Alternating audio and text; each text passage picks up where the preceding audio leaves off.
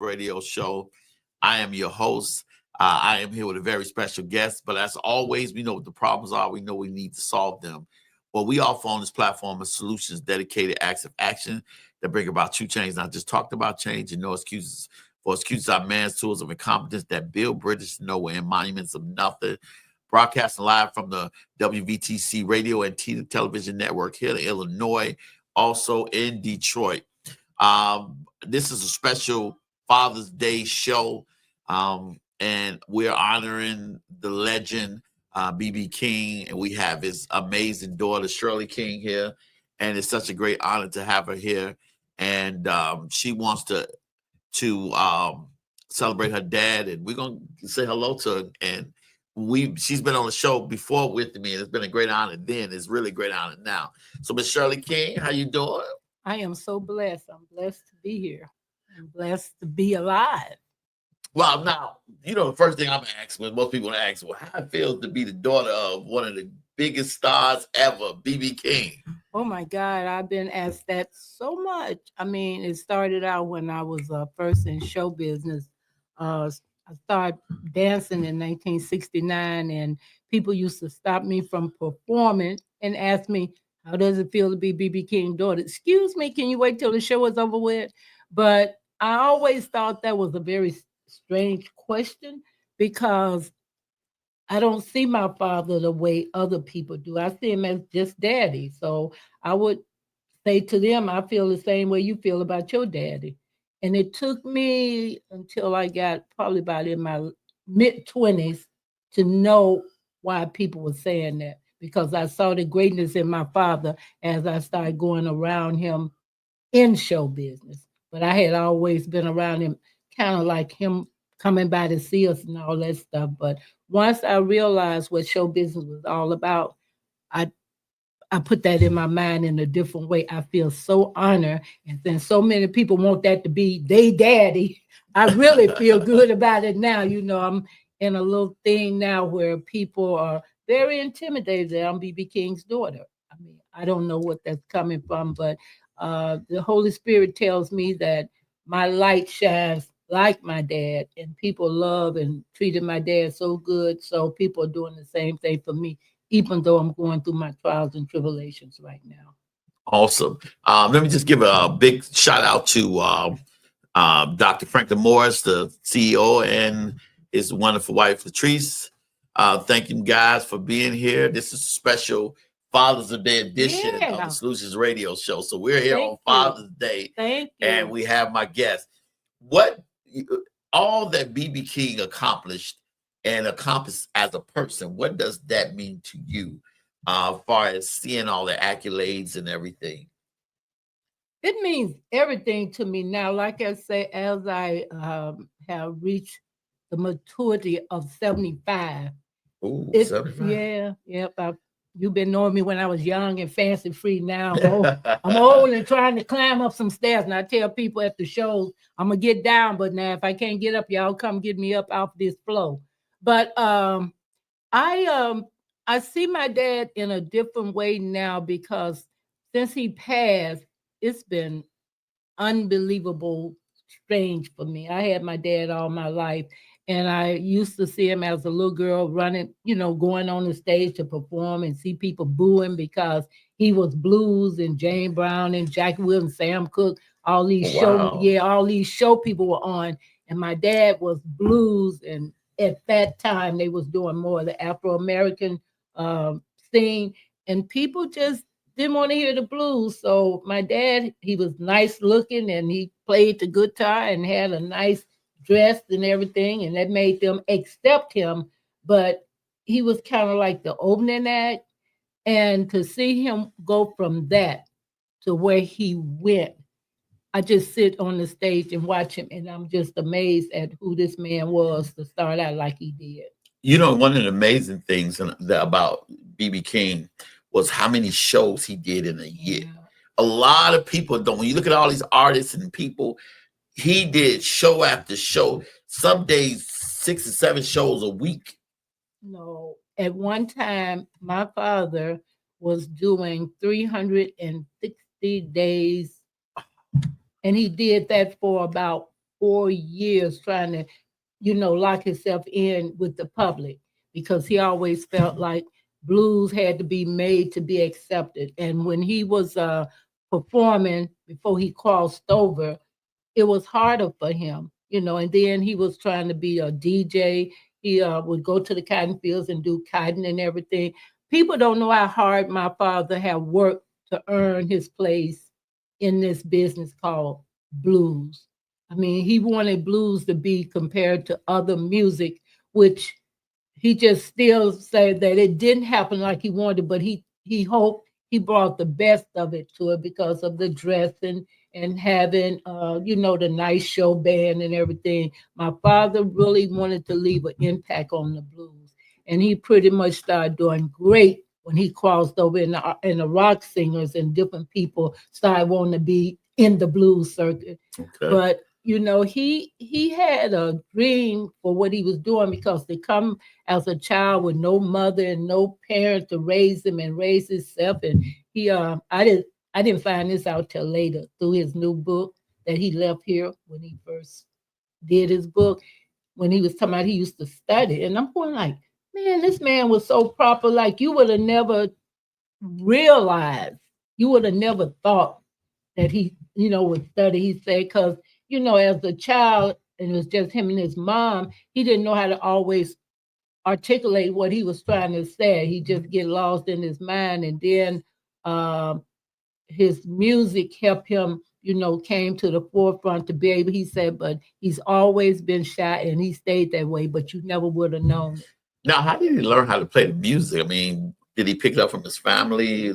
Actually, his pastor, I think it was his one of the family members' husband was a pastor.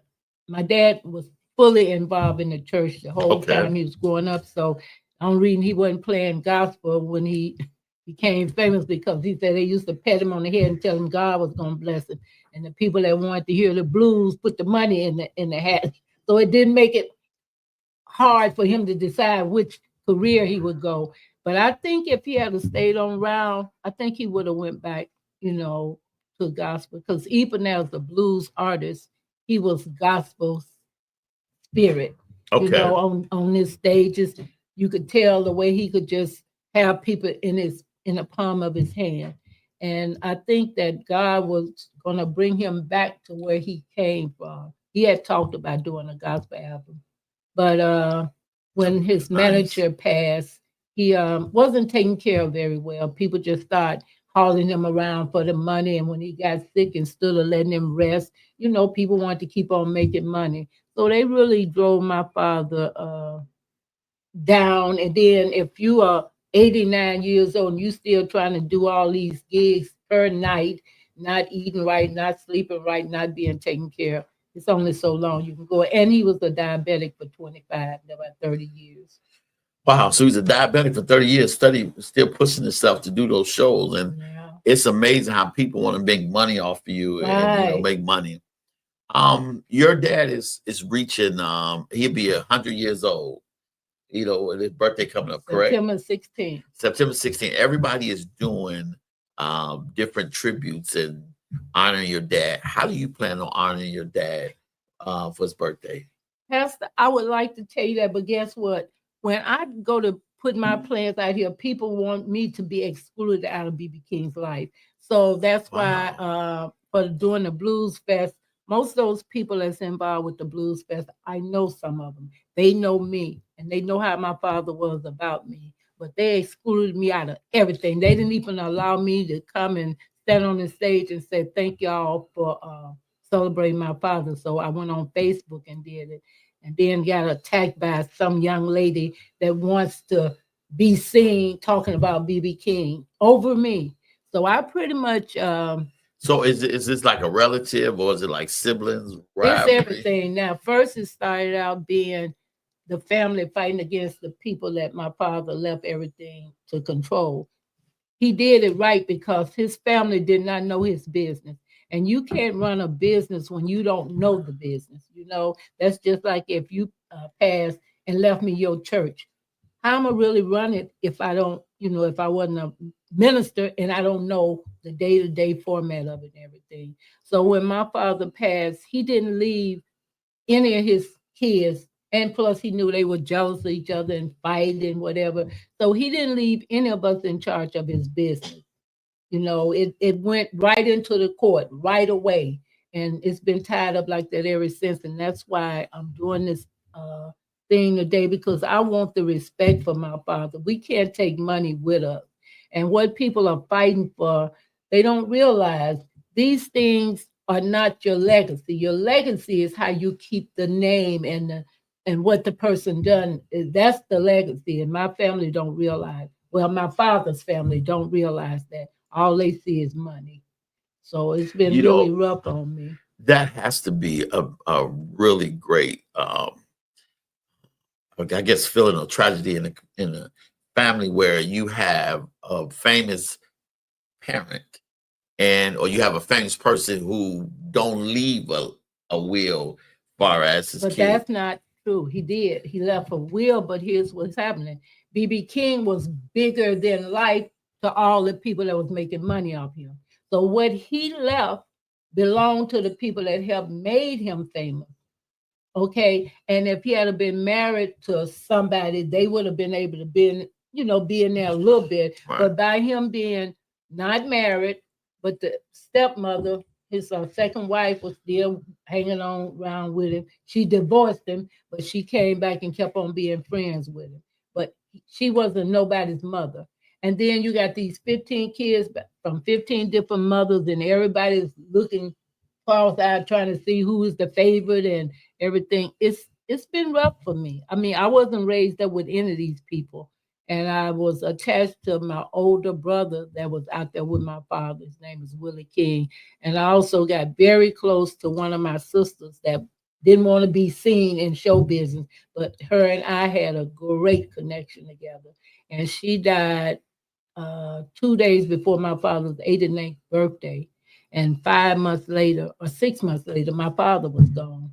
2 years later, my mom was gone. So I've been dealing with these things that happened to me like that back to back for 10 years. And that's why I'm fighting so hard now, because I refuse to keep on letting people do what's unimportant. I cannot fight with the museum because that was something my father created before he left. But even they don't respect me. So I stay out their way because my father didn't tell me to come in and take over nothing he had did. Okay, and then the B.B. King Club, the man that owned that club, they was fighting with him and he died and his daughter took over. And now she's just in the corner acting like me. So her and I are pretty much in the same predicament. I got about 100 and some people fighting with me about what my dad left behind. And she have some stepbrothers and sisters that her father, the lady he was married to, these are her kids. And she was a lawyer, so I'm sure she left things, where they could have an easier access compared to her husband's daughter. Let me ask you this question. How do you think B.B. King probably felt about having his kids scattered, trying to bring them together? You think that bothered him?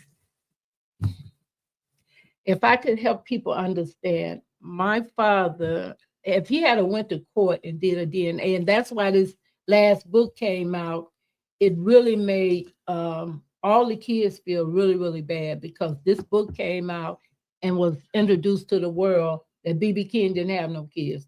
Now, I think it hurted them too, but it really put a knife in my chest like nobody business, because that's the only father I ever known.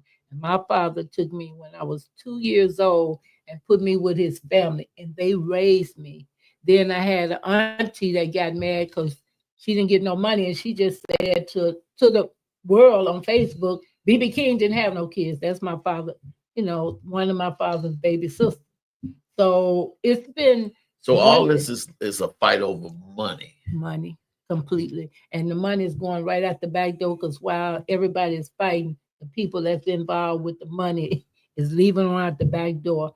And that's why it will probably end up being on TV again, like it was when he first left here, because they're in a war right now because of the lump sum of money that has disappeared. So I'm almost in an anti-stone predicament right now. And that's why I stay to myself. That's how I end up becoming homeless because of all this fighting going on over the money. And I just chose not to fight with nobody. So that didn't help me because, like I said, I don't have access to what my father left behind because I didn't go in court and fight with nobody. And now all I want to do is celebrate my dad's 100th birthday, but all they want to do is fight over the money. You know, and for everyone that's watching, you know, you perform with your dad. Oh yeah. You've been there. I mean, you was there with him at the end. You were there. You know, he presented you his daughter, everything. That has to hurt. Let me tell you how amazing this have been. And it's in history, here and there, different places. People don't like to admit it because I don't know what it is about me that most people, I'm busy trying to have people liking me. And my father used to get so upset at me. He said, people don't like me, but I don't give a, he didn't.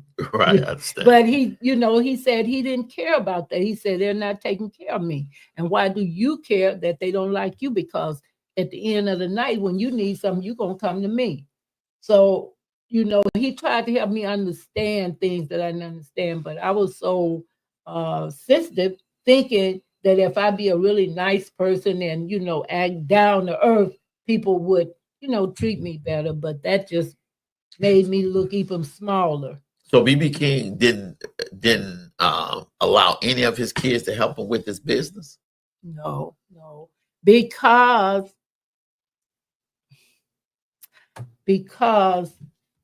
everybody was too jealous of each other. So my father didn't like that because he came from a world where if he started talking about what people did to him and all that stuff, you probably would have bypassed his kindness because all the stuff that he went through as a child, you never hardly really heard him spoke about it. If you talk about somebody, he always had kind things to say about everybody. My father never drugged to make people cry about his life he lived after his mother died and his grandmother died, because the mother died and 2 years later the grandmother died. And those were the people that was raising him. He didn't even know where his father was. And when his father found him and got him, he was struggling trying to make a name for himself. And the father moved him in with his wife and their kids. And he said he had a rough time because they didn't accept him. So he understood how I felt, because all these kids came in the picture as he got more famous. I was there when he didn't have money to buy a pair of gym shoes. But he was famous, though. No, he was not famous when he was becoming, because he moved me in with his family when I was about 5 or 6, but he had me around him ever since I was 2.5 years old. But, and then you think about the record deals that executives, how little artists make, they make most of their money off of concerts and appearances. So you can only imagine. Well, even that wasn't greatly happening, because you got to remember back in the days, you get hired and the promoter go out the back door with the money. So a lot of time my dad got caught in that kind of situation, but he always bounced back. You never heard him on there put nobody down, or, he mentioned it in a laughable way when he got maybe ripped off by somebody, whatever. So when my father started out, no, he was not rich. He was not making no money, and he liked to gamble, and he liked women. And his father that was taking care of me told him if he didn't bring some money home, he was going to get him a job at Firestone. And that made my father straighten up, because my father loved his father. Oh my God. His father he was a mean rascal, but my father loved him. And he said, my dad never told me he loved me, but he had a pet name from him. When he called me that name, it was just like he was saying, I love you 50 times. What was some of the lessons that BB King taught you? Just you personally? Everything. Every single day, I'm saying something that my father said to me that it never really meant a lot. But now I can find wisdom in everything my father ever said to me, because he would never say any negative, and he just always told me he loved me. He always called me pet names like sweetheart, honey, baby, those are things that he did to all of his kids. Now, if we had to go and take a DNA, probably everybody would be out the picture, include me, but I would get a chance to stand a little bit longer because he took me when I was young and put me with his family. And, that's how I got raised. So, now when you say took you to your family, you are his biological daughter.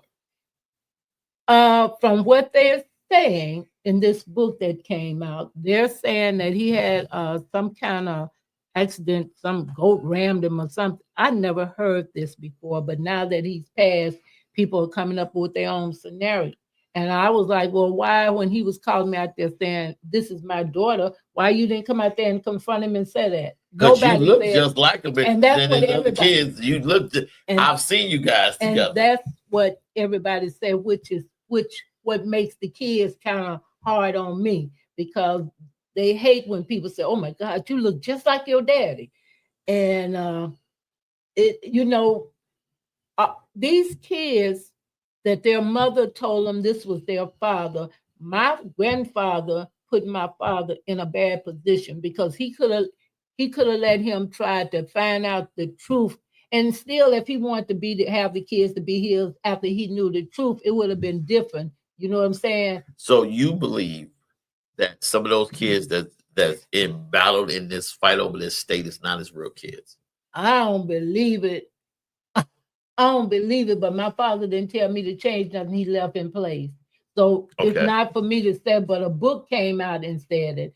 And my stepmother did interview in a book, and she said she didn't know nothing about these kids because she was married to him from 58 to 62 or 63. And she told the author, I only knew about Shirley. Of course, what woman would marry a man that's got that many kids, and she can't get no kids by him? So she took him to the doctor when they got married because she wanted to have a baby by him.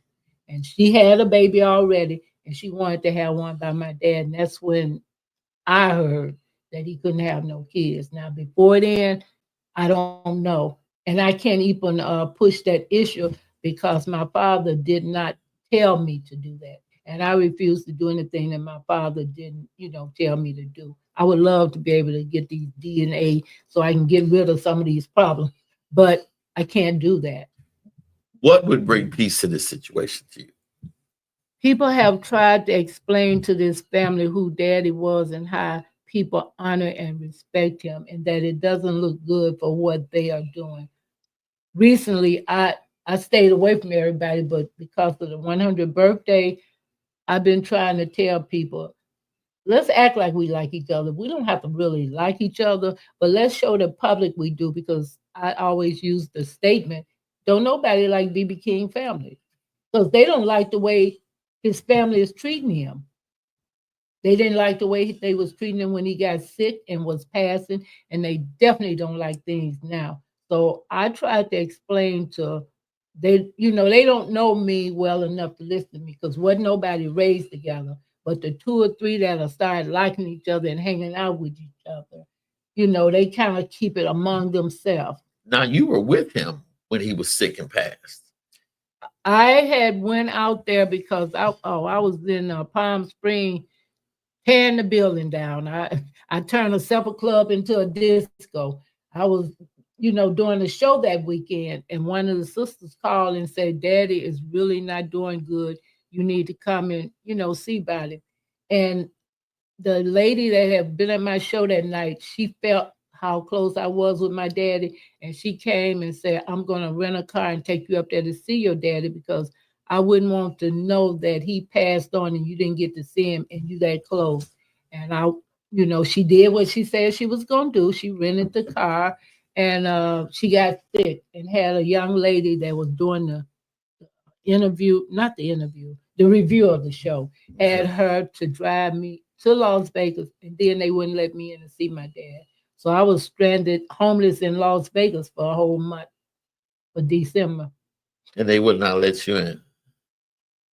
They just, that's when the fight had really started, when the lady that my father left everything with was having the fight with the kids, and she already knew that was going to be a bad thing. So she went on and just let go. They gave her a lump sum of money and let the family, get some too. But that's not the way my father left things. He had gave a lot of money to his kids that was living. He wanted the next generation to be able to go to school. People that he didn't get a chance to give anything, he wanted them to live off of the money he left behind. But that have never happened because with the kids fighting and getting people in there that's taking the money and whatever, it's been nothing but lawsuits. Do you think your dad could have handled it different? I think my father was busy trying to please everybody because some of these kids were fighting and acting crazy when he was living.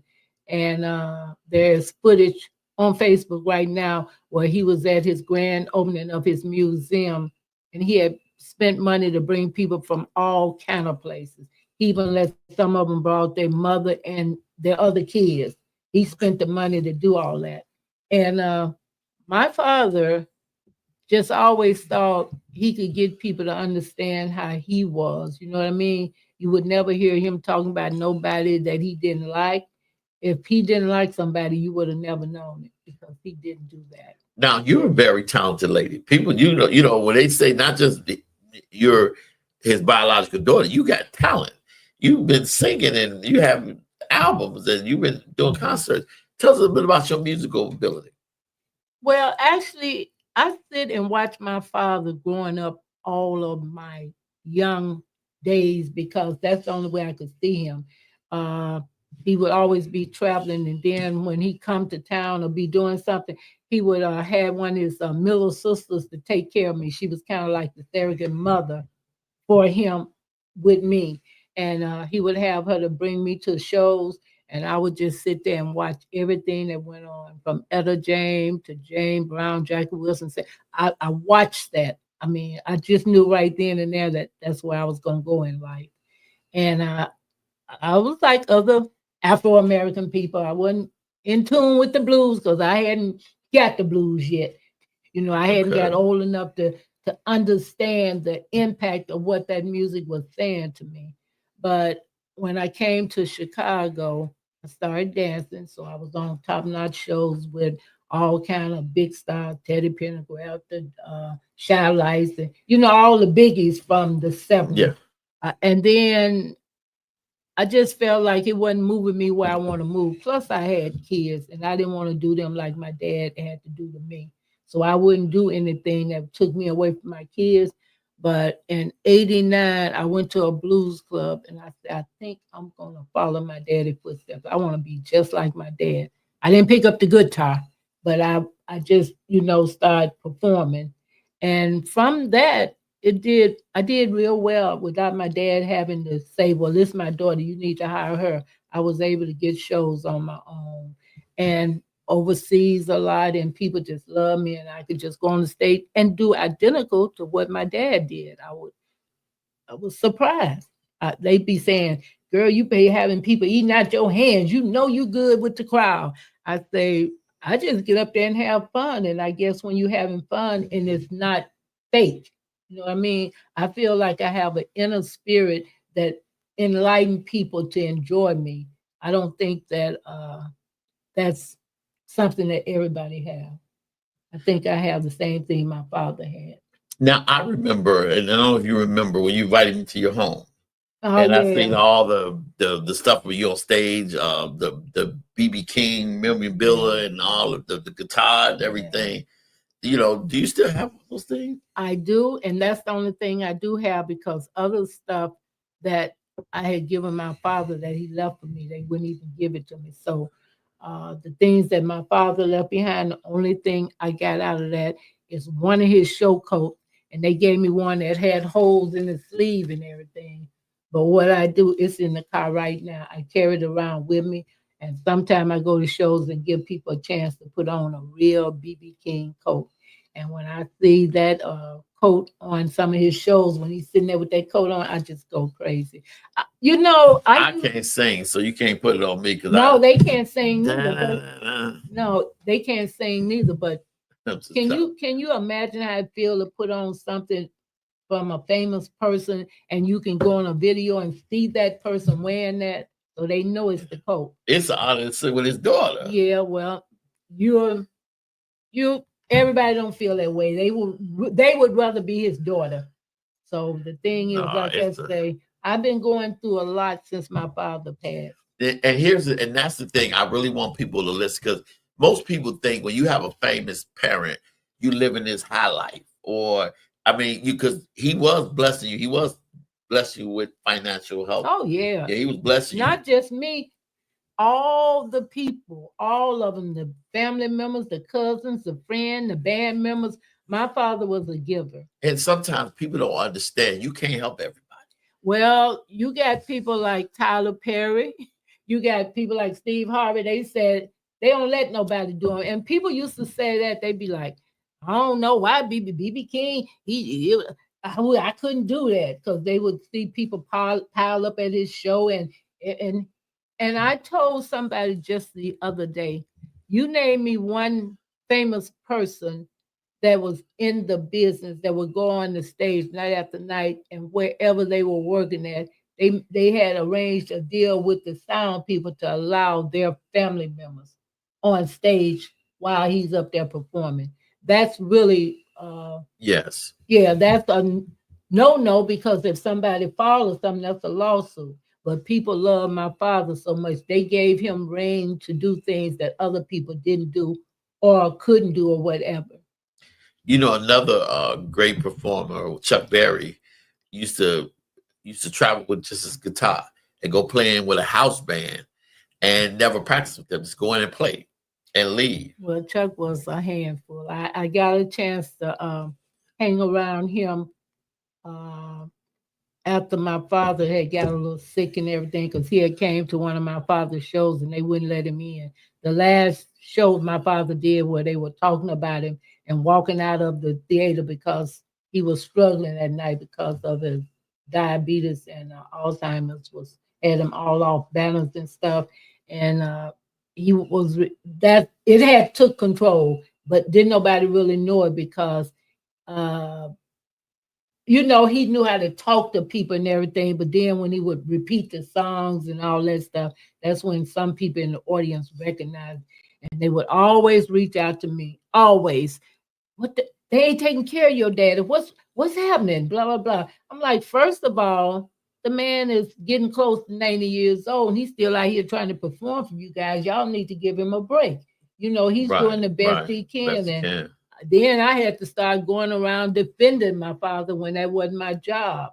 And when I saw him go down at the House of Blues, I couldn't hold back. I went and told the manager, why do you have my father on that stage? Do you not see? He said, well, his people told me he could do the show. They just wanted to make some money that night. They didn't care about my father. I remember that. Yes. When he went down. Okay, now BB King was taking care of his family, taking care of you. When he got sick, or that's when everything stopped. When did it really get bad? Because I remember not too long ago you were on my show and you were out there. When did it get to the point where everything just stopped? Lawyers involved, everything is just, everything now. I want to make you a present of this book. And when I say I want to make you a present, I want to give you information so you could pick up this book so you could read. Actually, things started happening when the manager, Sid Seinberg, long as Sid Seinberg was living, he took such good care of my father. They met when they was in the service together, because a lot of people don't know my father was in the Army, but they didn't take him, when you're the only child, boy child and whatever. Back in the day, they had it where if you was the only child, they couldn't draft you. But he went in there, so he met this guy, Sid. Okay. And later on, Sid became his accountant. And he saw he was a workaholic and, a workhorse and everything. He decided to be his manager, but he didn't want to be his manager. They became partners. They were business partners. And that's how my father started making a bigger name, by getting with somebody that had connection, had been working with Gladys Knight, and him and Gladys Knight had been friends from both of them living in Vegas. But the guy liked Gladys Knight group, and he liked my dad. But my dad had made up his mind, I want somebody to have only me. Would you? Well, I guess you're gonna choose the workhorse, because Gladys Knight and them would perform and then take months and months off, and then my daddy was consistent, and they became business partners. Now, did he have to work so much to fulfill financial obligations? No, that's not why he was working so much. He was working because he kept on trying to push the blues in the same class that the R&B and the hip hop and all the other stuff was. Because if you take breaks as a blues artist, you might die and have to have a fundraiser. Yeah, because you don't have a lot about in blues like you did. It's not as popular as it did. It used to Well, be. it was popular always, but what happened was it didn't pay the money the right way. In other words, my dad said, as a blues artist, he felt like he was black twice, because he had to. That's good. Yeah, he had to work to present himself as a blues artist. Then, say for instance, one of the white rockers or somebody came and did a show. They was famous right then and there because they were already famous because of their rock and roll background. But my dad, by him trying to bring the blues up to that level, if it hadn't been for people like Eric Clapton and all of them doing shows with him, he still would have been down here like some of the other blues people that didn't get all the glamour that my father got. See, he got glamour because of the smart person that was working with him. And also, they sit down and mapped out a plan. And see, in this business, if you don't map out a plan to do what you're supposed to do, it kind of worked where you stay in the little blues clubs and blah, blah, blah. This man fixed my daddy where he didn't have to work in no blues clubs. All the places he worked were casinos. What they call the chilling circuit. Yeah, well, it wasn't even the chilling circuit. Because some of the black clubs were pretty elite. But what happened is that most of them were supported by Afro-American people. And they just didn't spend a lot of money on the blues like that, because they were used to getting the blues for the cheaper money. So my dad had to move up out of there. So when they moved him into casinos and auditoriums and all that, that's where it flipped for him. He didn't work the little small blues clubs no more. Now, in honoring your dad, tell us the first time you heard him play the guitar. Because he used to make that guitar, Lucille, make it sing just like a human being, like that. Actually, I heard him play a lot, but he wasn't doing what the other guitar players doing. And even me as a kid, you kind of compare people to who plays the best guitar or whatever. And because my father is so soulful and take one note and just play with it, where you'll just be going crazy over that one note or whatever, he created a B.B. King sound that nobody will ever be able to duplicate. Many people try. If BB was here, this is the way he sound, I'd be like, stop playing, okay? Because I have not heard anybody, even the younger people that wants to emulate my father. They don't have it. My father created that out of his spirit. That was something God gave him and him only. And I tell people, they don't like when I say it, but I mean that. When my father got through with his music, him and Lucille, he broke the mold and took it with him. Because everybody's still trying to get that sound, and they'll play around with some notes, but it don't come out, because he was the only one that created the B.B. King sound. I always said BB, but my favorite guitarist was Jimi Hendrix, because Jimi Hendrix. Well, everybody, and Jimi Hendrix was coming around. My daddy was his favorite. So and Stevie Ray Vaughan the same way. Stevie Ray Vaughan too, another bad boy. I got a chance to experience Stevie Ray Vaughan. They had a show, and they used my father as the opening act on Stevie Ray Vaughan's show, and Stevie was so upset about that. He goes like, How is this? How they gonna have him out my opening act? But I see what the promoters were doing. They was trying to help BB King come over to some of the young white kids that would come and support Stevie Ray. Yeah. And so what people didn't understand, the promoters, they mastered what they were doing. They knew what they were doing. And that had more young kids hearing BB King, because if he had never got on shows with people like Bono and Eric Clapton and Stevie Ray, the other blues artists was struggling, so they couldn't help each other. That's why some of them wanted to coattail off of my dad, you know. But when he made that crossover and became with the white kids like him, that really was, oh my God. He said he cried, you know, because he had never been used to seeing that kind of audience. And the fact that when he got through, they gave him a standing ovation, and those standing ovations never stopped. They never stopped. Oh no, They I mean, never- oh no, he was a very they special never person. stopped. The infighting between the children about the state, you know, have caused people to be enemies towards you. I tried to get a lawyer because I'm tired of the fighting. I'm burnt. You know what I mean? And it's coming up to 10 years my father been gone. And the fighting really started in 2007 when he opened up that museum. They were in a hotel that my father rented the whole hotel to put his family up in there. The whole hotel, he rented it and put his family there. And he flew them from all over the place. He had them coming in by busloads. He spent his own money, and they were in there fighting. They were fighting in the hotel. What do you say to your critics that say, well, you know, we have just as much right as you to what our dad had? And oh, they say that to me all the time, but you know, I don't say nothing because first of all, I have proof of what I've done. My father told me to come out here and make a name for myself. He said, don't coattail on my name. I'm sorry he didn't tell some of the rest of them that, but I took his advice. I came out here and started doing stuff where I have promos from being overseas. I have CDs that I've been in a movie or two. You know, I've done these things without my father being involved in it.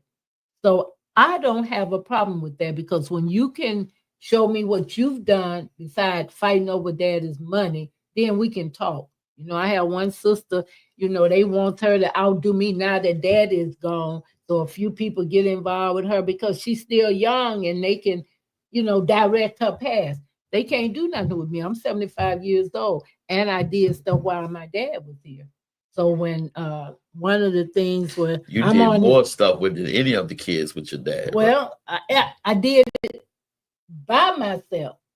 I'd be on one side of the street, my dad be performing on the other side, and at the end of the night, we might meet up. But he fixed me about that. That's another great story. Oh, it is so way funny.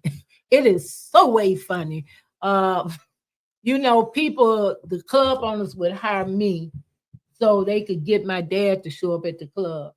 Well, me being all immature and not knowing what they were up to, but my dad did. You know, he wouldn't say nothing.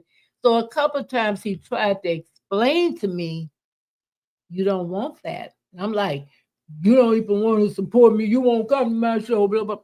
So he got tired of me saying that. And one night I was Minnesota. That's where I was. They had a big festival where he was on the festival, and the guy actually hired me at the club because my dad was on the festival, so he can get my dad to come to his club, right? My dad said, baby, you know, when I'm working somewhere, my management don't like for me to do that. He said, because they're getting me for free and my manager is getting paid for me to work somewhere.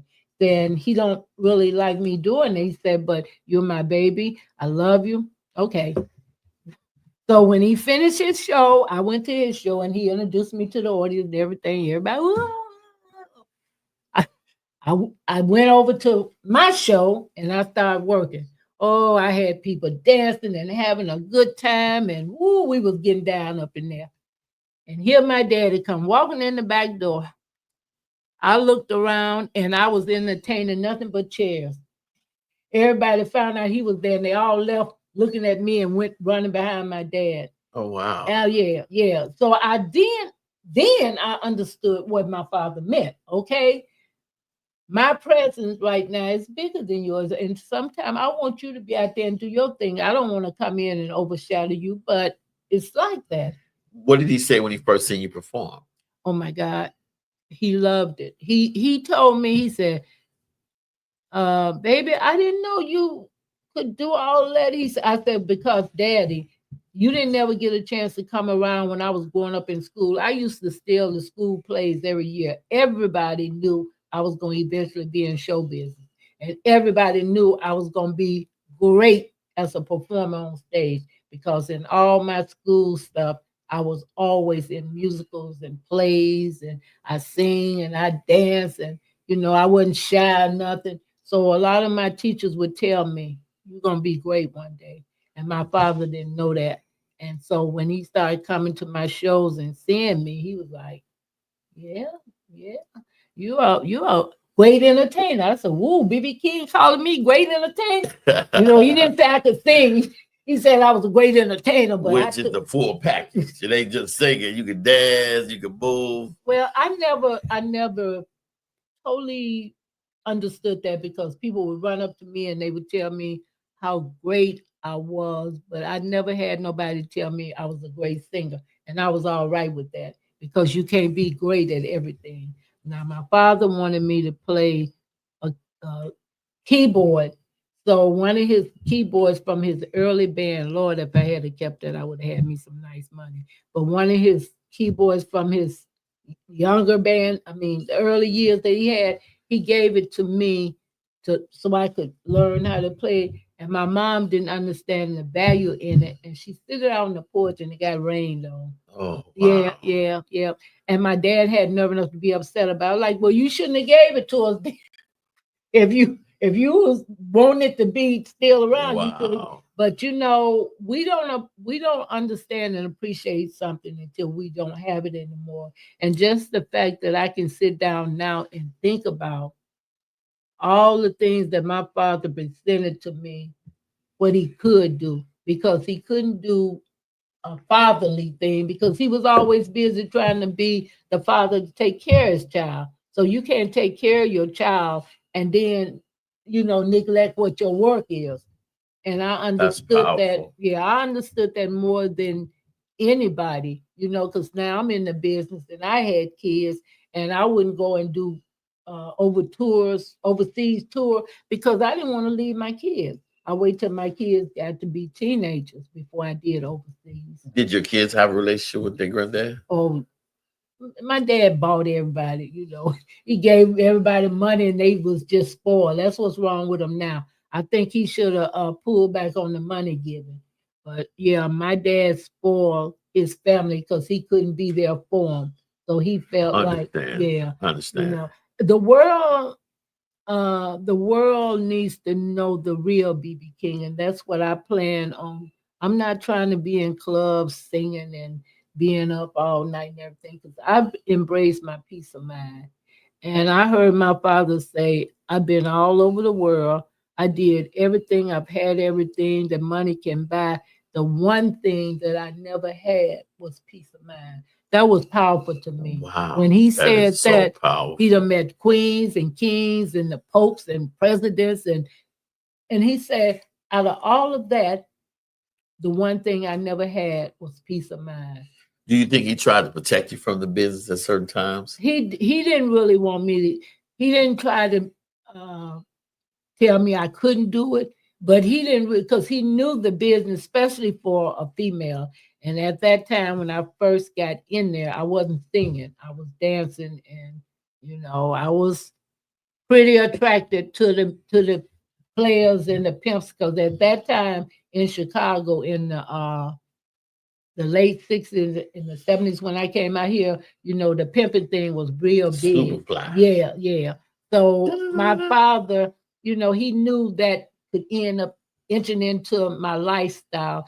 And he asked me, he said, if I allow you, because I asked him before I excuse me, I asked him before I went to dancing. would it be all right to do it? I've never disrespected my father. Even as a grown up, I always would go to him and ask him what he thought about what I wanted to do. And he said, baby, I think you're very talented. You got to promise me 2 things, and then we'll see how it work out. He said, I want you to promise me you won't do drugs and you won't get involved with pimps. I promised him that, and I never did drugs and I didn't do pimps. And the pimps wouldn't mess with me anyway because my dad used to buy clothes and stuff. And they knew that was my dad and they wanted to keep his friendship. So they pushed me to the side. They looked, they wanted to, but they said, that's BB's baby. So leave her alone. Yeah, leave her alone. She off the market. But like I said, my dad made friends with people on their level. He was so smart. He never let anybody think he was more than them or whatever. And that's why about 2 days ago, I just blew up all his interviews because he wanted people to understand him. He wanted people to love him mostly because he know the family loved him because of the money. But he knew his fans loved him with a special love that he needed from not having his mother. Now, how does it make you feel talking about your dad, BB King, on Father's Day? Because we're on Father's Day. This is normally we tape on Saturday, but we're on Father's Day. This is listen, y'all.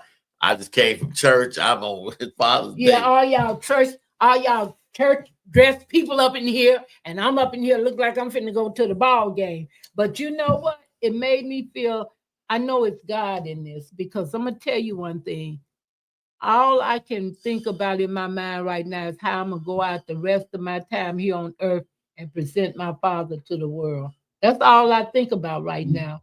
And this opened the door, and I feel so comfortable talking about my dad, because when it comes to my dad, yes, oh Lord, I can talk. That's why I told you, can I structure the show so I don't overdo it? But I remember so many things about my dad. So I would love to, for the rest of my time here on earth, I would love to go around, help people understand. You asked me that question when I was younger. How does it feel to be? I would like for the world to know and hear it from me. I don't want nobody writing a book trying to act like they can tell my story. I want to be able to tell my story about my father. That's so powerful because, and that's again for people listening. Shirley King was on was about 8, 9 years. It was a long time ago. I was like going from one radio. I was in new to radio, and we laughed so hard. Me, you, and Takara, we laughed because I'm interviewing Shirley, and Shirley got her own little stick where she was in it. Where she like we got this whole production where we all on it, but she got her one little stick with all by herself. I'm like, wait a minute, I thought we was all in this together. I want to get on, and we laughed so hard. That was so funny. That was. Yeah, I had almost forgot about that, but yeah, I didn't play around just in case I didn't get no tape from you. I was gonna have my own. No, but I'm saying I did my own face at that time. I was so into Facebook Live, because I had just got into that, right?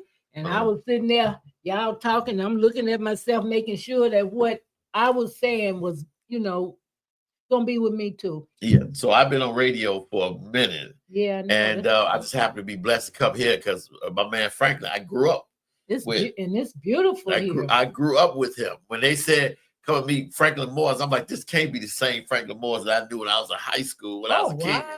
Same one. I could not believe it. Well, it blew him away. Well, on WVON, they was talking about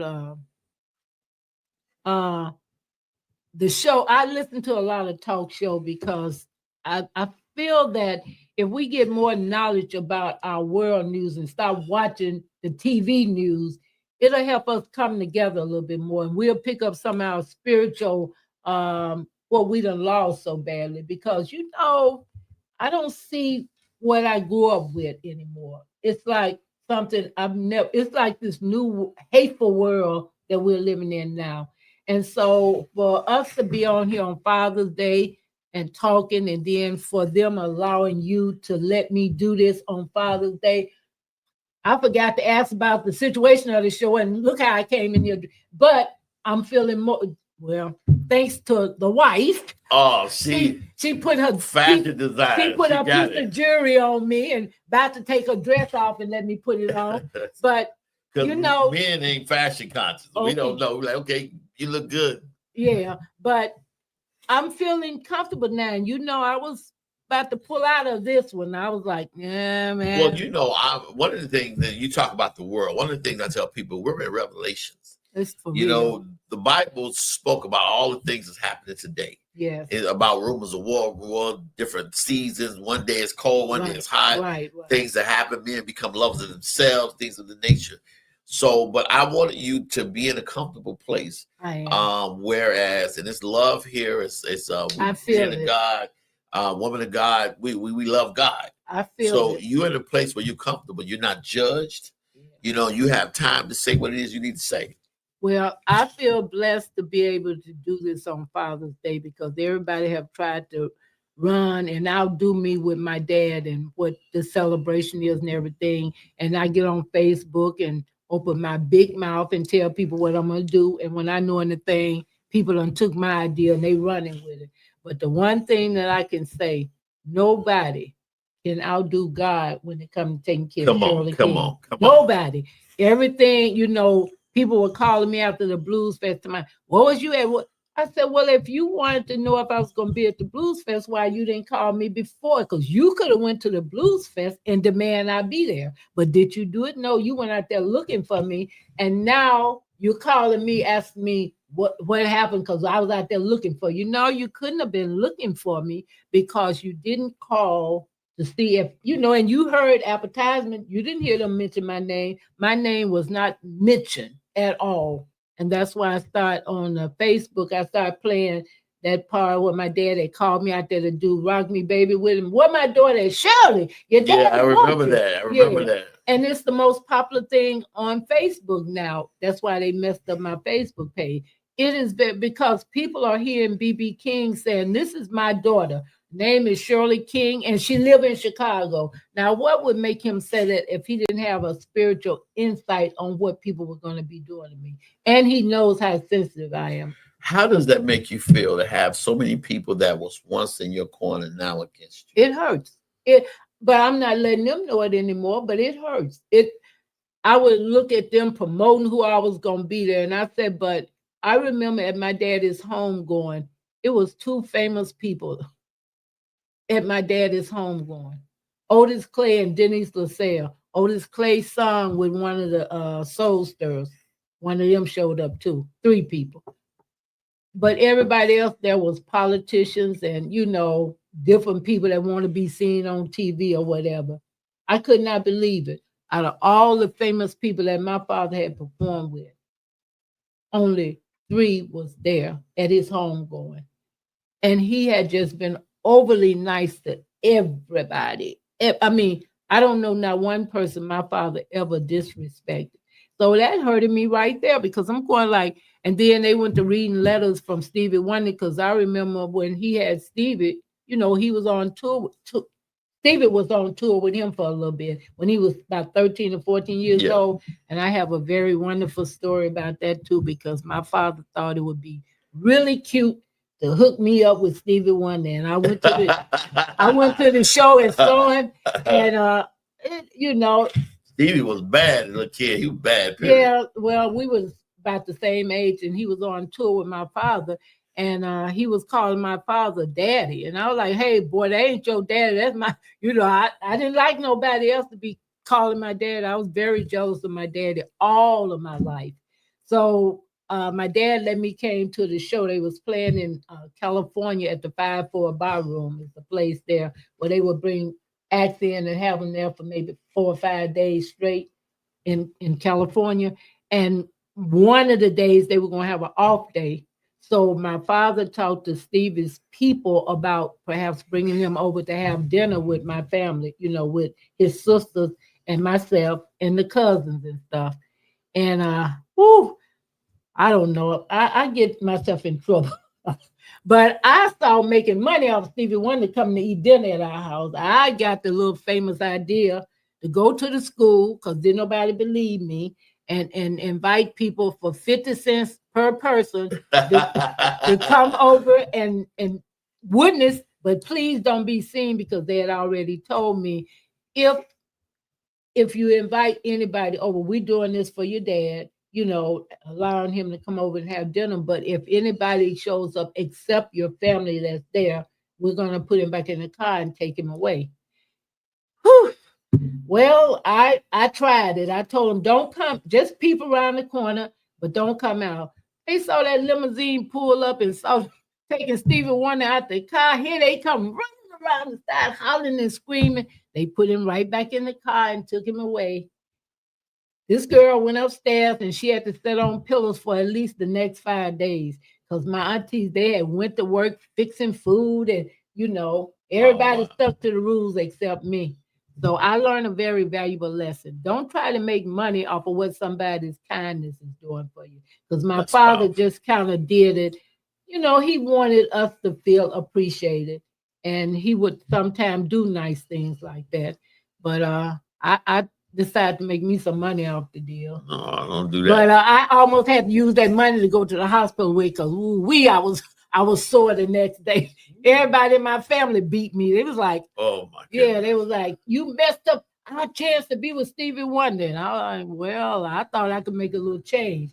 But then, like I said, my father explained it to me. And that's what he would always spend time doing. And then one time he wasn't giving me enough attention. And I thought, oh, I know what I'll do. I'll just kill myself. That was not for real, because I didn't want to, but I wanted his attention. So make him think you go. Right. So wow, what happened with that? So I went in the cabinet and got all the seasoning out of there, and took it all.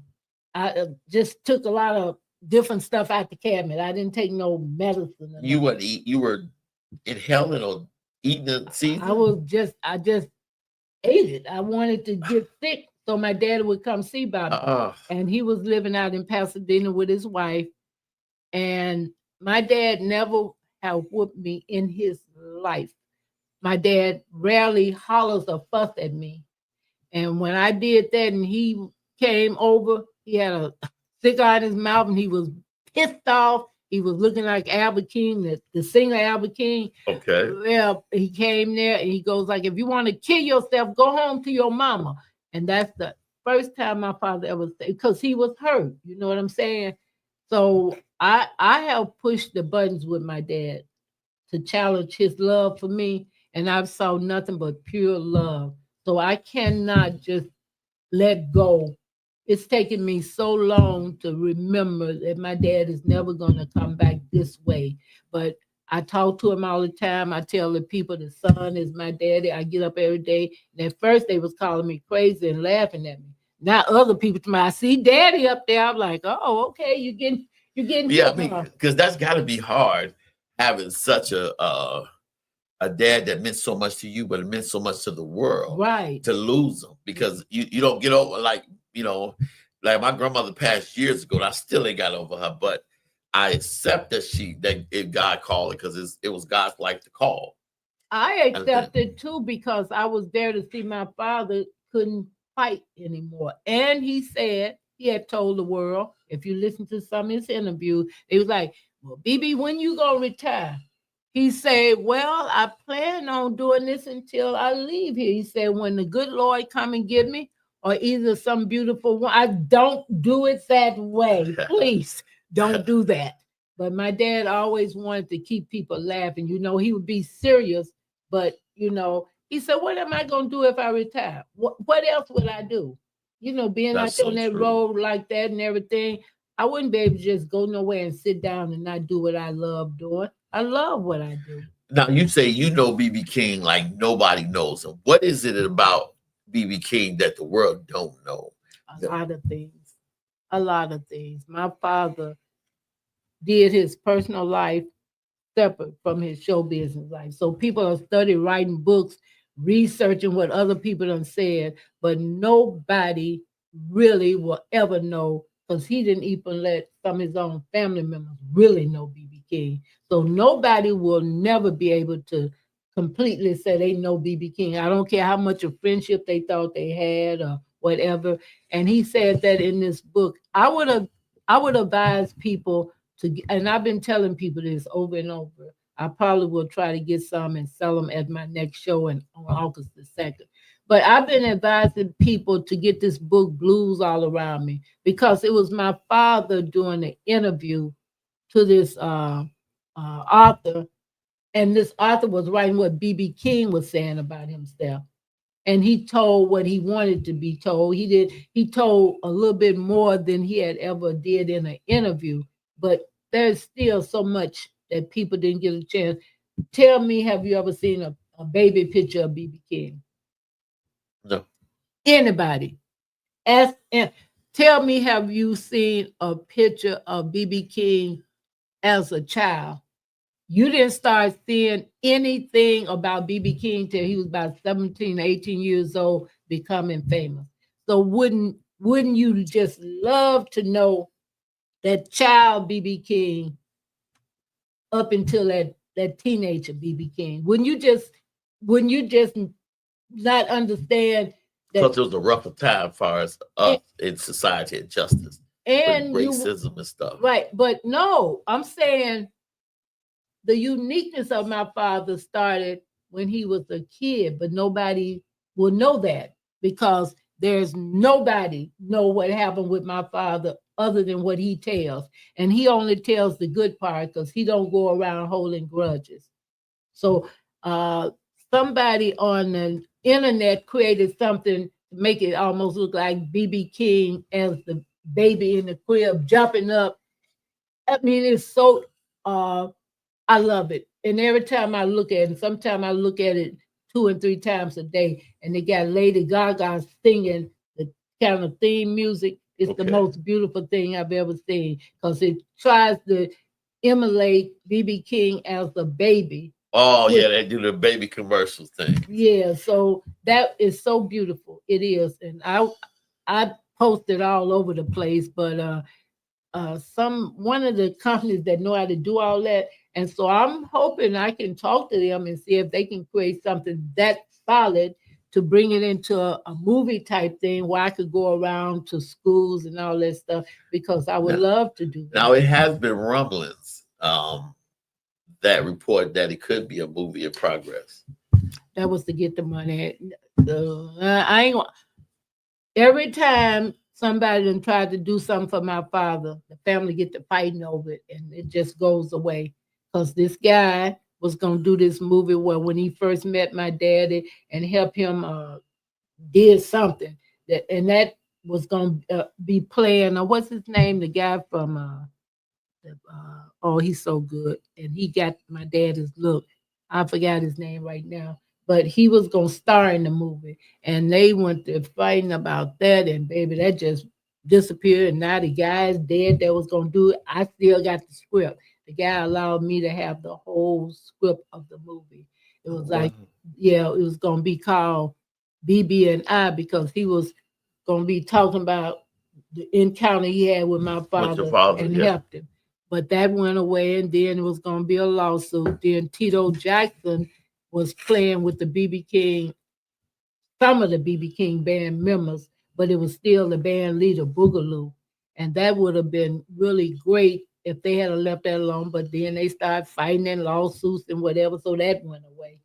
And so his legacy is in jeopardy of really getting out because everybody is fighting over the money, and that's what I upsets you. It is. It's totally upset me, and I think what's getting ready to happen is that the people that really own BB King. When I say that, when you get famous, there's somebody in the background that invested into that. We don't help make our parents famous. People that does that end up living off that legacy, because we don't know how to get involved and be a part of our parents' legacy. That's why if you can't create nothing positive on your family's legacy, I'm talking to Solomon Burke's son. I'm talking to Joe Tech's son, and I saw Joe Tech so much in Chicago at the club, and one day show up and their son looking like him and singing like him and everything. So I've been working on trying to get a tour with because they seem to understand how important the legacy is. When these people see these guys and they sounding like they daddy, man, you know, that's a great thing.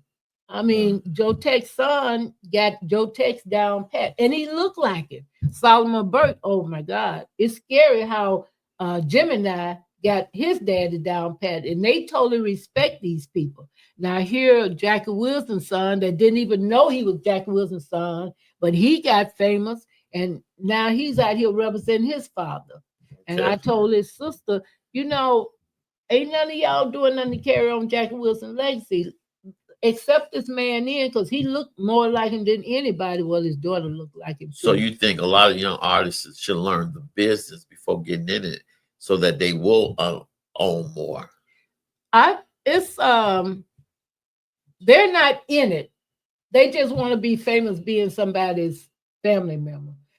People that bring their kids into the business, it's a learning experience right there. Diana Ross, all her kids are in the business. So they can surround her mama and be understanding to what she is and who she is in the world.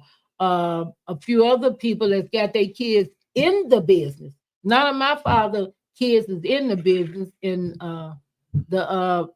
They trying to make the baby sister like compete against me. And so she came out calling herself a blues queen. And I'm like, baby. I wouldn't dare call myself no queen because you pay your dues to be a blues queen. You know, you can't. Right. You just that ain't just a title. Right. But she don't like me and I stay away from it and I let her do her thing, right? But what they don't understand, you have to embrace what daddy did in order to truly understand how to respect him and his legacy. He created a legacy. He wanted this to be a legacy because he wants people years later after he's gone to be able to speak from what they got from B.B. King. Your history book is not made of somebody that grew overnight. Your history books talk about people that pay the dues.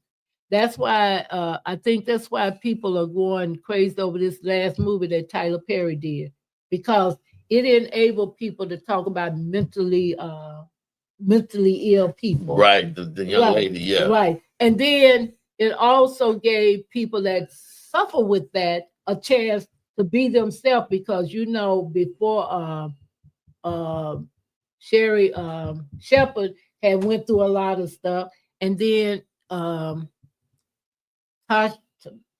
other young lady that started the show, Taji Rock.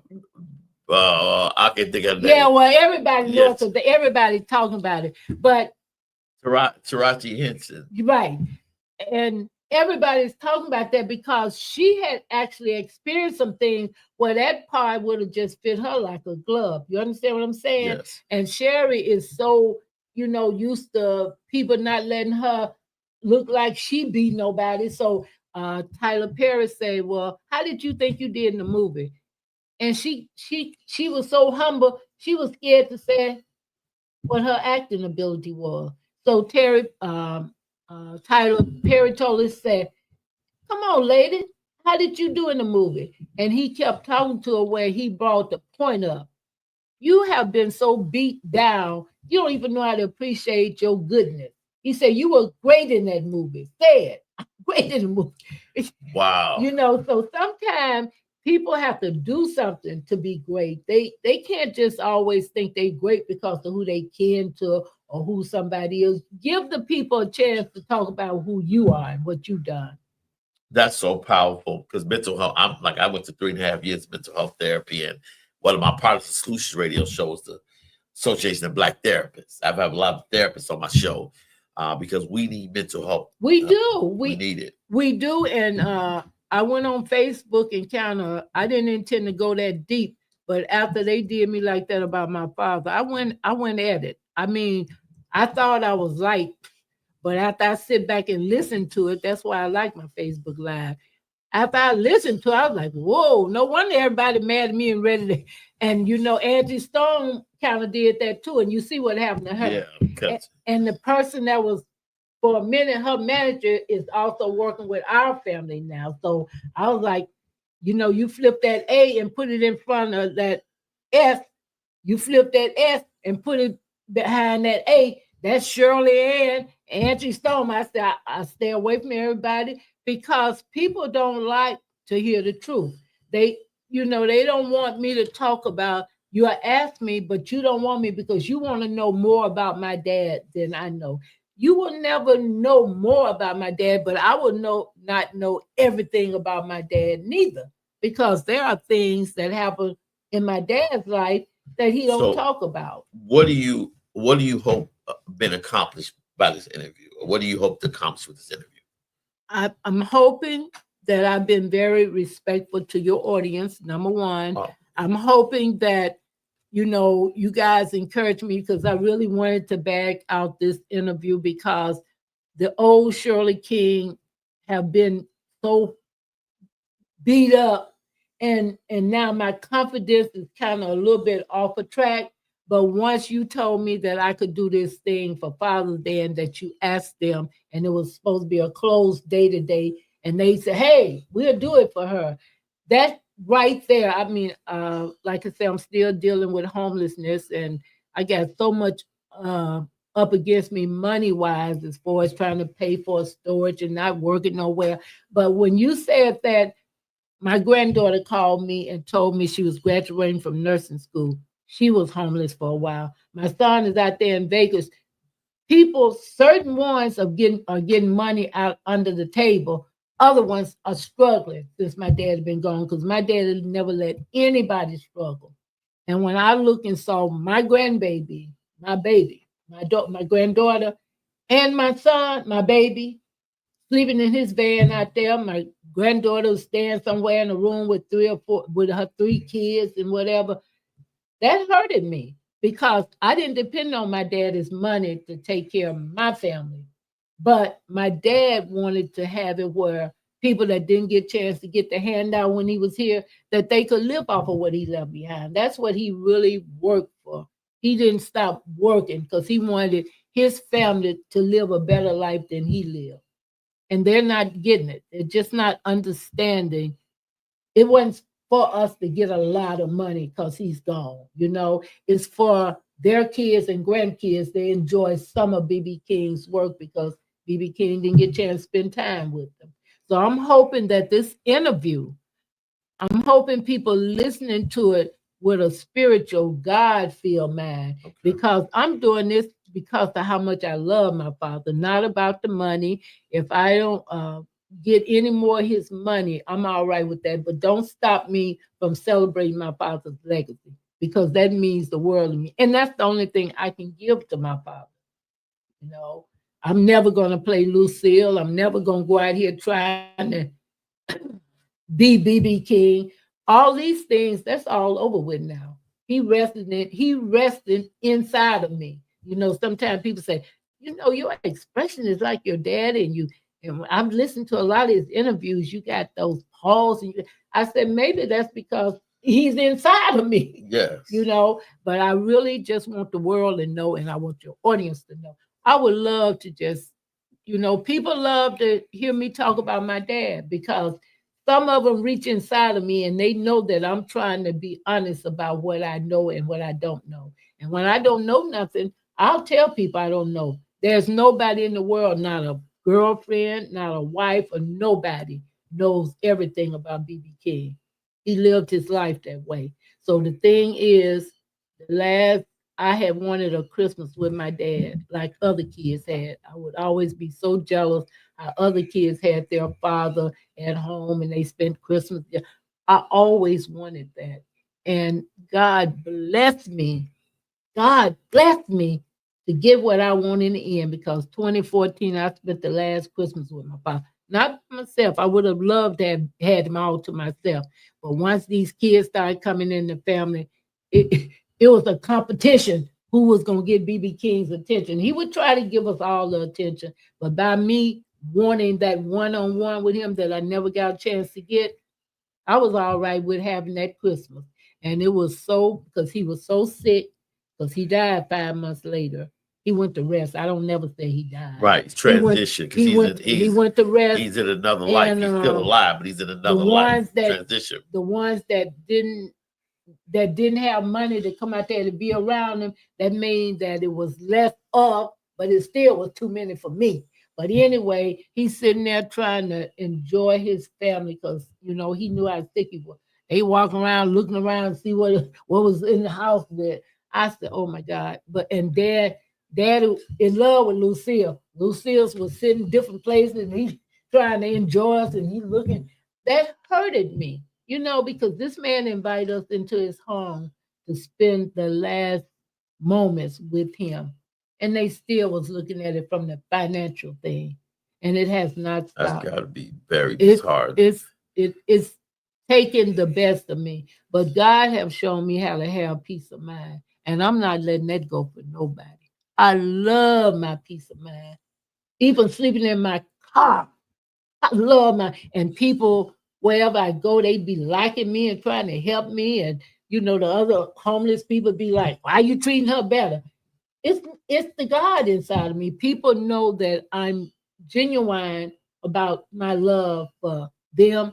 I've been seeing some homeless people. Now I'm trying to figure out a way to create a way to help them. I don't have the wisdom to want to be famous. That's not why I got in show business. I was good. That's why I got in show business. Not because I wanted to be famous like my dad, because I saw how it fulfilled his need to do what he was doing, but it also emptied his soul that he couldn't do what he's supposed to do as a father. That bothered him the whole time he was here. And one time he sit us all down and told us, if I try to be there with you all, who's going to take care of y'all? And he said, some of y'all that lost y'all mother, I am now responsible for you as a mother and a father. So I'm doing the best I can. And I got to remember, I didn't have a mother or father around. So I didn't learn how to be a mother or father. I've learned along the way through you guys. He would try to be very down with us, but I think he, the different personalities of the people that he pulled into the fold. Right. It's I would say maybe about 2 or 3 that act like. Now the older sister, that's a little bit older than me, she was pretty down to earth. She remind me a lot of being laid back like my dad. Her name was they called her Barbara, and that's why people be laughing because they find big Barbara, little Barbara, blah blah blah blah. They made a joke out. They did a video and made a joke out of my daddy having 15 kids, which they said that had to be a joke. Why come he didn't have no kids by his wife? And that every time I hear that just like a knife stuck in my chest, because if this man told me he was my dad all my life and he's not my dad, then who is my dad? That's deep. That's no, it's no way, because even some of the people, you look just like them, and other kids, they look like them. So, I mean, him not having kids, because no, I don't believe that. Well, that was just somebody saying that. Well, Bobby Rush said that my daddy told him, if you feed them long enough, they'll look like you. So my daddy I'm telling you, my daddy was a joke. I don't know if Bobby Rush was just saying that being funny, but we did an interview on Unsung when my father passed. We did, and he said that my daddy told him, Bobby, if you feed them long enough, they'll look like you. And he probably might have really meant that, because I think he knew these wasn't his kids. But when the women that he wanted to accept, and he had a right to do that, other famous people that didn't have kids. Especially Muddy Water. Muddy Water had kids everywhere. Well, and all of them are working together and keeping his legacy going. Yeah. All the Muddy Water, but they got people helping them because they're not fighting. And just for the people listening, B.B. King said that Shirley King is his daughter. Said out in public that he was his daughter. Many times. Got her on stage with him and everything. And most people can see that because, like I say, I run that's the most famous thing that I ever did with my father, being called out on stage and him hollering saying, Shirley, where you at? Your daddy wants you. Your daddy wants you. And I'm like, I'm lost back in there because I never knew when he was gonna call me on stage because he didn't call me on all the time. He would say when he doing his shows, people didn't come there to see a jam. So with them, he respect the fact that people were spending big money to see a BB King show. And if you notice, he didn't even call famous people on his stage. When he was on his stage, it was BB King and his fans. Now, you have revealed so much, and I thank you for this amazing interview. Do you hope people that's watching, especially people in the industry, the famous people, do you pray that they hear this and they reach out to you and help you out? I'm gonna ask you church people in here to keep praying for me because I've learned in my lifetime. Don't ask everybody to pray for you because some people. Right, you don't want to think praying for you. So I respect the fact of being around people that I know is about God today, that it will bring a spiritual change. I'm hoping this bring a spiritual change. I'm hoping people see me not just the hurt daughter that's mad because of this and mad. I'm not mad. I really thank people for going out celebrating my father. But is it for your benefit or was it for the TV network? Because I didn't see you at his funeral. So, I mean, at his homegoing. So, therefore, then when my father first passed, I called myself trying to give something to honor my father because he had been gone for a year. Not one blues person showed up. One blues TV person showed up. One person. All the rest of them didn't even support me. So guess who supported me? The people that came from Empire. All those actors here in Chicago. Oh, yeah. They showed up and supported me. I had nobody there. Oh, and Willie Dixon's granddaughter. She showed up. And I kind of coached her along the way because Shirley Dixon was my coach. That was Willie Dixon's his daughter. So you feel that in every celebration, if they don't truly honor your dad, they should include you in all of them? No, I don't really feel like that. I feel like if they doing it from the heart, okay. If you go to talking about B10, if you go to talking about Herbert Span's club and nightlife, you're gonna mention Herbert Span's daughter. That's correct. If you go to talking about anybody, they keep Muddy Water Kids lifted on a pedestal. Some of them, wasn't even out here when Muddy Water was living. I'm out here.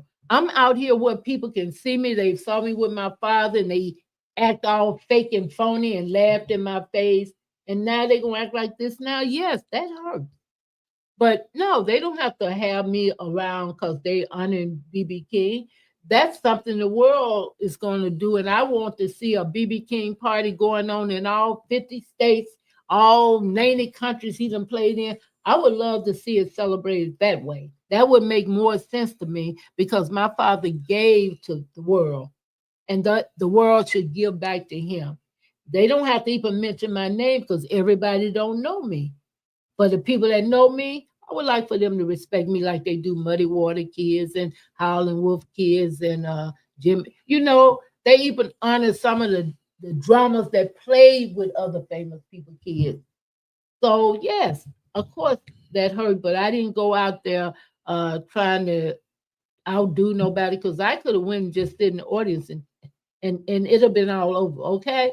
But I didn't even do that, because I used to be at the Blues Fest on the grass, and we used to be getting over so good. The promoter would tell us when the acts come on at the main stage, y'all got to shut down. And my friend, he said, well, if that's the case, you need to put us on the stage then. If we doing this much damage to, your stars, and the guy, one of the people that was making a lot of money off the band being next to his table, he bought a stage and put it up for us and kept us right there. And we was drawing all the people at the Blues Fest once upon a time. See, I've been a street musician here in Chicago, and we generated so much money, the city shut us down. Wow. So I mean, and I have the proof. I have the things when we was out there stopping the buses, people coming, videotaping us, taking us overseas. We was a great rep for Chicago once upon a time when I was out there doing street music. And that came from them telling me my voice was too worldly to sing in the church. And I left the church and went out on the street. Wow. That's And they went to showing the same people that said that about me in the church came out and saw me singing on the street and was coming up there putting dollars in the tip jar. So I mean, I have an amazing movie. I have an amazing my other book. This first book was about me just being upset about my daddy passing. But this other book is gonna be my life. I'm gonna talk about all the things that impact my life, you know, because I went through a lot of stuff staying with my father's father because he was adopted. And so he was dealing with some stuff that nobody really understood. That's why, you know, he would drink and he would always call me this B word. And I was like, it made me feel bad because I'm like, you don't like my dad. Well, I said that. You don't like my dad and you don't like me. But I know that, like I said, if you came through a hard time and you don't get no help, you're going to inflict that on the people up under you. You know, that's why it is so helpful for people to realize if I wasn't treated good as a child, it's going to be pretty hard for me to treat my kids hard as a parent. now, this time that went by so fast. Woo! What do you want to? What message you want to leave? Because we got about a few minutes left. What message do you want to leave to the audience and to the people watching, so that they be clear that you want all you doing is honoring your dad properly, and that you're not mad at the world, you're not mad at anybody. You just want to see your dad honored properly for all he gave to the world, and that you being his daughter, especially the ones that know you and know how close you were, to make mention of that. What would be the end result to you that would be satisfied to you? I'm doing this interview today, first of all, because it's Father's Day. I've been just walking up to everybody to my Happy Father's Day. And just in case you're not a father, tell your father Happy Father. Right. It means a lot for me to keep showing the love like my father did. My father always wanted people to feel love from him. And the end result in this is that people that know me, they already know they did it to hurt me, but they already know about that because I went on Facebook Live and that's what's got my phone messed up because they didn't like what I said. But the thing is, why should I have to lie so you can like me? I'm sorry. I'm at peace. I can do that. God have allowed me and set me free to be able to tell the truth. And if the truth hurts you, I'm sorry. It's my truth. It's how I feel. And if you don't come to me and explain to me why my truth is not true, then it's my truth. And I'm going to live by it and I'm going to stand by it. My father loved me. And if my father was living, nobody would be getting away with the things that they're doing to me. He didn't make people do things for me like that's my daughter. You get her a job, you let her work at the club. He didn't do that. But what he did do, he respected other people's kids, other famous people's kids got respect from my father. And that's all my father would probably expect them to do. Like people be saying, well, why is so-and-so helping you? I'm not going to call no names because that's where it would get ugly at. But they be thinking some of the famous so-called friends of my father would be maybe helping me and looking out for me. I said it was only one blues legend called me and tried to help me when my father passed. That was Joe Louis Walker. And he went to the record label and got them to put a CD out on me. So I have a CD out, not on a blues label, because none of the blues people tried to do anything to help me when my father passed. But he did that, and bless his heart, he passed this year. So he, passed on, but him and my father was really tight. He was like my father's play son, because My father had been around him when he was young, and when he started having his family, my father would say he was the godfather and blah blah blah. So, and we both the same age. Joe Louis Walker was 49, and I just loved him because he approached me and let me know whatever he could do to help me, he would do that. And bless his heart, he wanted to go where daddy was. So he passed on, had a stroke, and he called me and I said, I'm ready to do something, brother. He said, well, I'm a little under the weather now. I'll let you know, when I feel better. And he, passed on. So like I said, I'm not bitter. I'm not mad because nobody is stopping me from doing anything. The fact is, at first, I wanted people to like me like they like the other people kids. I wanted people to be happy I'm still here like they do the other famous people kids. But by my father being so much famous, I guess it makes them feel intimidated Right. of me because if I'm coming around, people gonna be BB King this and and I guess somebody feel like, well, my father was famous too. So it puts us in a competitive type thing. And I don't like competition. I don't that's why I don't deal Right. with the baby sister because she don't mind people making her being competitive towards me. But I don't like that. You going over there trying to work in the places I've already worked at, and people calling me saying, well, then they start making us compete. You know what I'm saying? She's not going to be like me. She's not going to be able to do the things I do because she's not me. But if you put yourself in that situation and it backfire on you, you can't blame nobody but yourself because I'm standing right there in front of my daddy's coffin. I said, let's team up and go out here and keep daddy's name alive. She said, I'm finna take this legacy and run with it. And everywhere she was running, people was, saying things. And they would definitely find me and say, but like I said, I don't want to compete. I don't want to compete with Muddy Water, Hollywood kids. I don't want to compete with my family. I just want people to start knowing loving each other will bring us much further. And it will help keep our parents' legacy alive. Okay. Well, you know what? It's a great honor, and thank you for this very blessing us with this amazing I interview love it. and blessing. You sure y'all can go 2 or 3 more hours? Nah, I'm just being silly. you are an amazing woman, Shirley Clink. Thank you for blessing me. This is it seems like our careers have been going so long together. I know. I thank you for reaching out. I want to thank the ownership. For allowing us to do this on Father's Day. Yeah. I know he had something probably prepared for Father's Day, but he allowed us to do that. And the missus, thank her Thank her because for she got me looking fashion all sense. cute with a show business coat on. Yeah, If I had known I was gonna be on TV, I would have put my daddy's coat on. it's amazing. And we got about 3 minutes left. What I want to say for Father's Day, and my message is 5 minutes, okay. What I want to say about my dad was I met my dad at 25. My granddad passed in 1973.